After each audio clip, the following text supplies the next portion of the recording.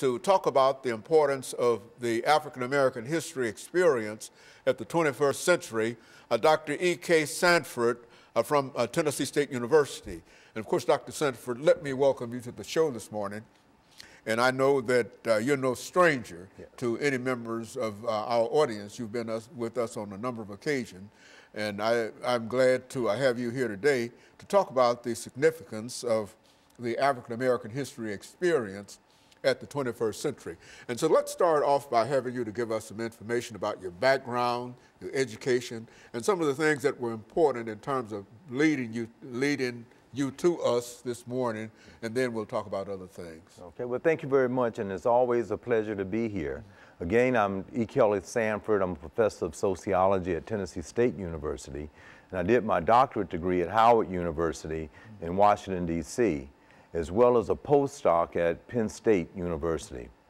One of my positions that I've held in the past that I think is very significant and related to today's topic is being Director of Africana Studies at the University of Montana in Missoula, Montana, where there was a very strong aim at that university as one of its missions to understand the importance of African American and other minority groups' history. So I think that is something in my particular past that makes it relevant for me to be here today.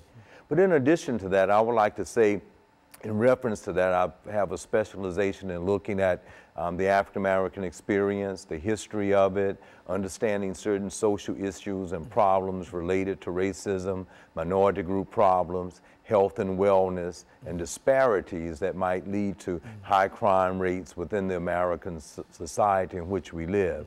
So I think this whole idea that what we're talking about today, the significance of African American history, is very important, because it is indeed something that we all should share in and understand from an earlier age to the present as well as in the future.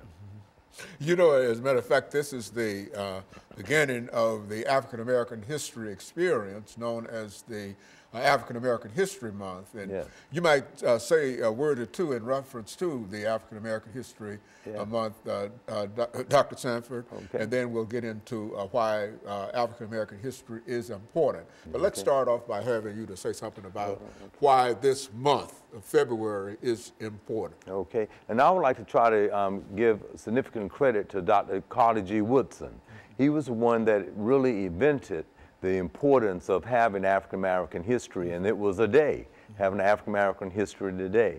And Dr. Carter G. Woodson felt very strongly that it was important at that particular time to then have something that would give everyone within the society and culture in which we live in some idea about the contributions that African Americans have made from slavery to freedom.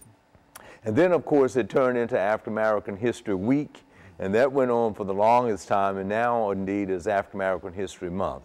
And in many institutions of higher education, many other industries, economic, business, they will give actually some significance and time to talk about the contributions of African Americans this particular month. And so it's very significant and important to do that. And it's a welcoming thing to do. And I'm hoping today we can get into how it is still relevant and important or significant today as it was a long time ago. When the Miseducation of the Negro was written many, many years ago, and how the importance of having African American History Month, week, day is important, and even throughout the year, because it helps us to have a pretty good understanding about ourselves, the culture, and for other groups to have a significant understanding of that population as well. As a matter of fact, I think, as you mentioned, Dr. Carter G. Woodson believed that unless we had the understanding of all ethnic groups within the United States, we really wouldn't have a good understanding of what America is all about. And I think that the ability to sort of carve out in this particular month, it's not to say that African Americans are more important than any other ethnic group, and et cetera, but I think it does give us an opportunity to highlight, as you've indicated, the African American experience in the United States. And I think, as you indicated earlier, from slavery to freedom. See, we were the only group that were slaves in a That's real right. sense in America. And so I think that Absolutely. our story is especially good. And so what we'll do, we'll take our first commercial break, and then we'll come back and we'll allow you to talk about the importance of the African American history experience. And we'll be back with our audience following this very, very short commercial break.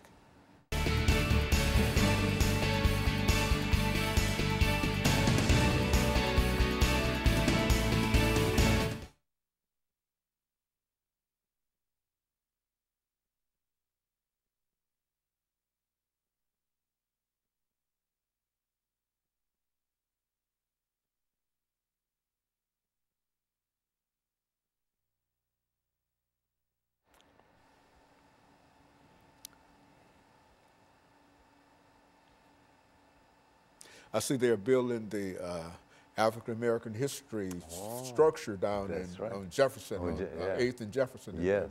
Yeah, it's going to be quite a large building. It really is. I was impressed by what I see, the structure of it going up. And so, yeah, it's... Ready when you all are. Okay.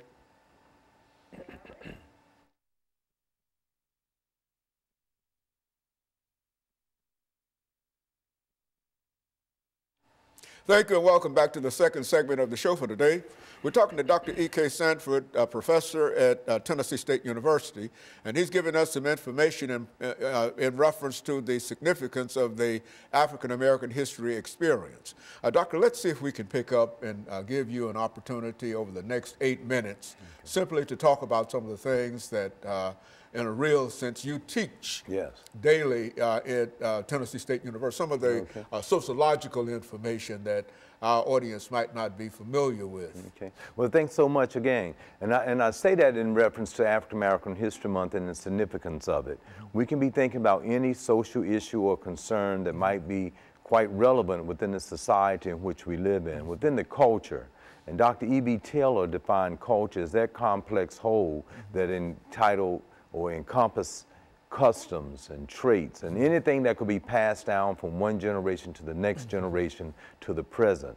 So when we think in terms of the importance of African American history, it is quite significant to understand the past, 244 years of enslavement, and how did that impact the culture of a particular population, as it did Native Americans and other ethnic groups that migrated to the United States. But as was said in the first segment, something unique was about the African American experience here in America, that enslavement took place for that time.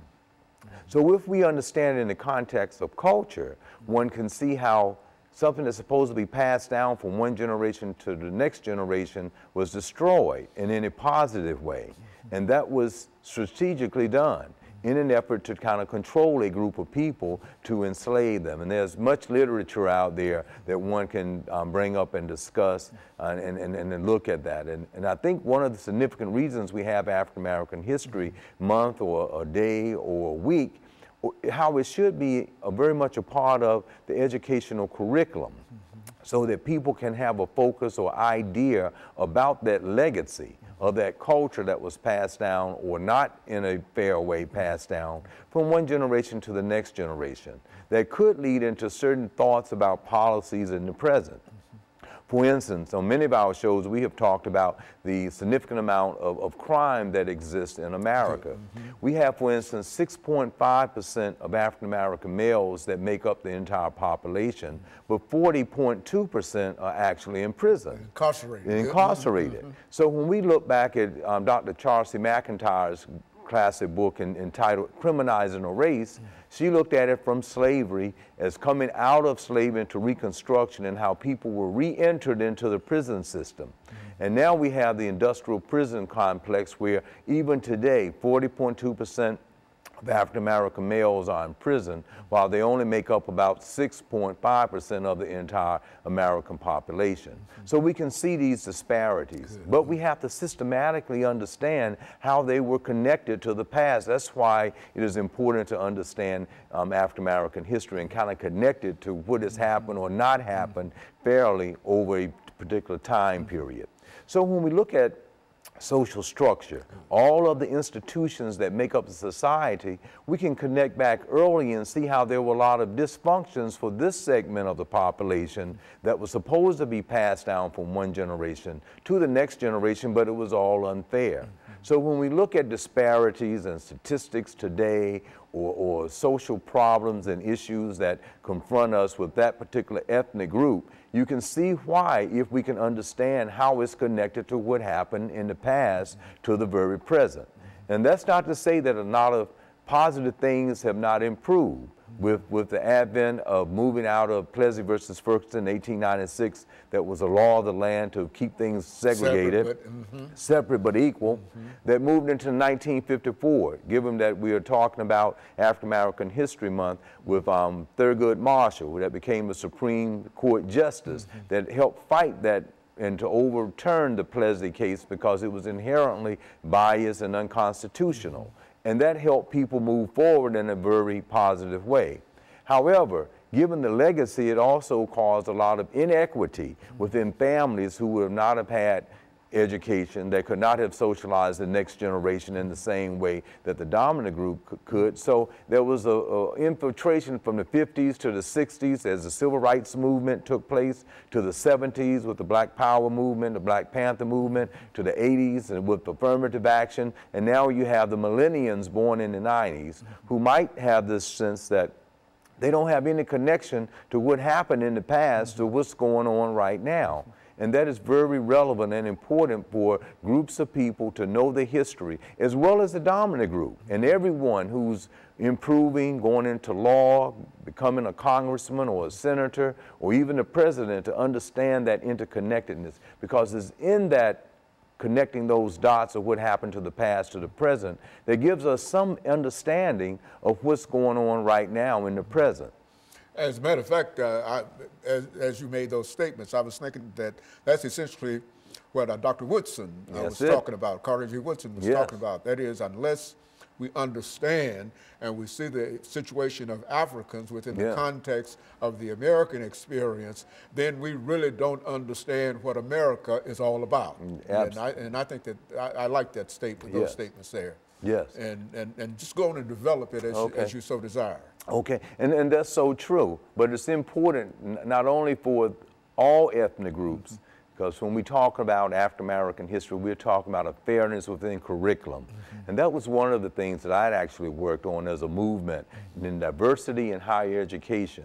And that became institutionalized throughout America with the hopes that in elementary, junior high, high school, and curriculums in higher education would move toward much more information related to diversity among all ethnic groups. I teach a class that's called Minority Group Problems, where we can have a pretty good understanding of every minority group and what are some of the systematic injustices that might occur within the society that might prevent fairness. And some of this might be related to illness, health and wellness, such as obesity rates or heart attacks or high blood pressure. Some of those things can come from the invisible nature of oppression and cause depression and stress that might cause one ethnic group to unfairly have to experience it in comparison to another. We even look at social class differences, how you can have some who in the upper class and to the upper middle class across all ethnic groups that might have the systems that are present in society in a much fairer way, might have better health and wellness, while those in the lower class and in poverty might be born into a particular situation that would influence certain behaviors, and that behavior might lead to high crime rates, overweight and obesity, and deaths. Very good. And so what we'll do, Doctor, we'll take our second commercial break, and we'll be back with our audience following this very, very short commercial break.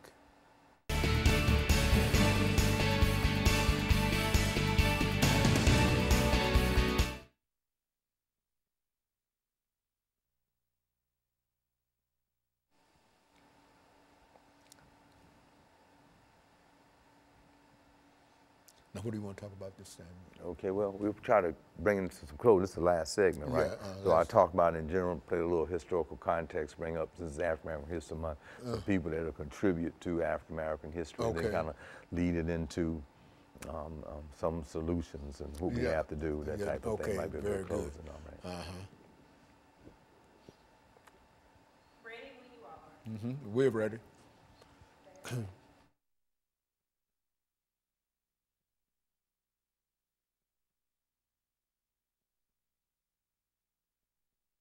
Thank you and welcome back to the final segment of the show for today. We're talking to Dr. E.K. Sanford from Tennessee State University, and he's giving us some information in reference to the significance of the African-American experience in American history.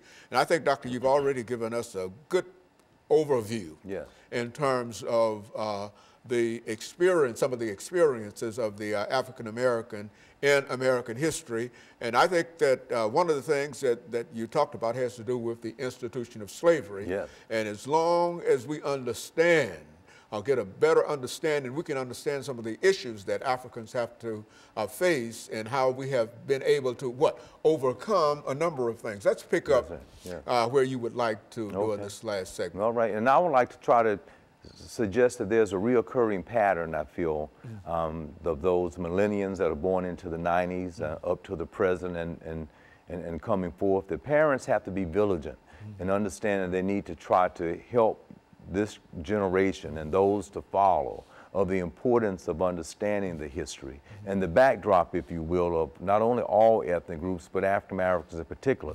And not only African Americans, but every group of people that live in America, even that come here, that should be something that is very significant for them to understand, because we were such a part of the very fabric of the development of American society. And we are the only ones that have been described as a peculiar people. That's right. You see, and slavery made that for us. Nobody else had to undergo slavery. Yeah, that's right. And since you brought that up, Dr. Kenneth Stamp has this excellent book that was entitled The Peculiar Institution.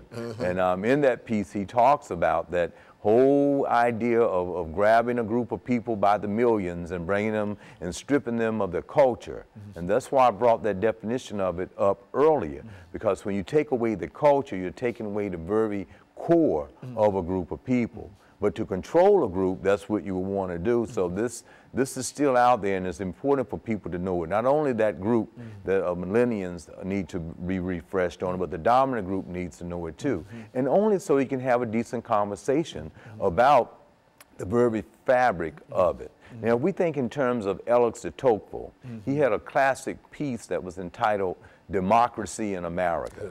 And he was a French philosopher, and when he came to America, he thought that, hey, America had this great penal or prison system, and it was highly advanced in comparison to the, quote, old world at that time, France.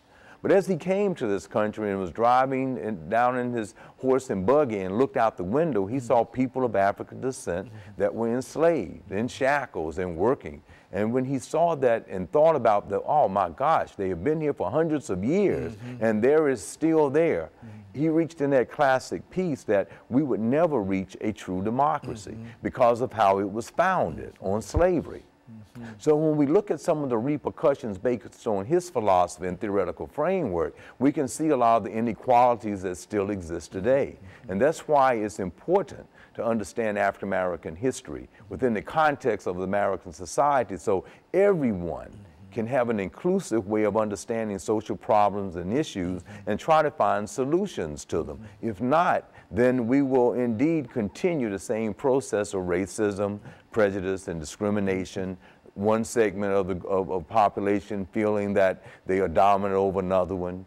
Things in commercials showing inadequate type of fairness in actions and inclusiveness. So this is important.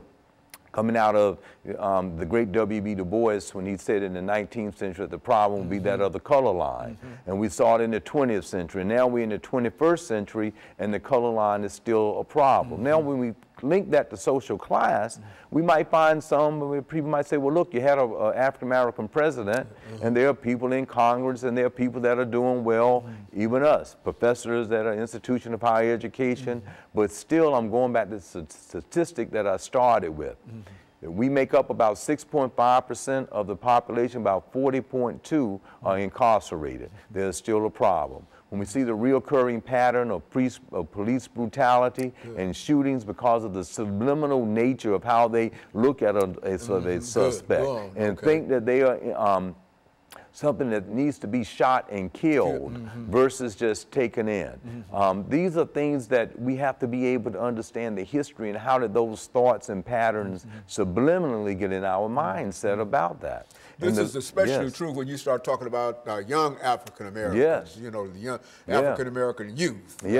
Who face a real problem in terms of simply assimilating and being able to deal with some of the issues that many of us might have moved beyond. Not that we solved them, but we've moved beyond, but they now face them. The whole idea of Black lives make important, and Black life and all of those things. We've seen that, and we've experienced that, but it might have been under a different name. And so the name might have changed, but the attitudes that many people have in reference to the African American, especially the African American youth, these things are still present in spite of what we might call it. And I think that's absolutely right, and these are the indicators that some of that racism and prejudice and discrimination still exists. For a youth group to come up like Black Lives Matter, like you mentioned, or other groups that have emerged to try to solve some of the problems. I have a feeling, though, that we have even a deeper problem with a majority of people not being conscious that some of the ills are still there. Again, that's why African American History Month is, and the history of African Americans is so important to be in the curriculum so people can understand that there is that importance that is there.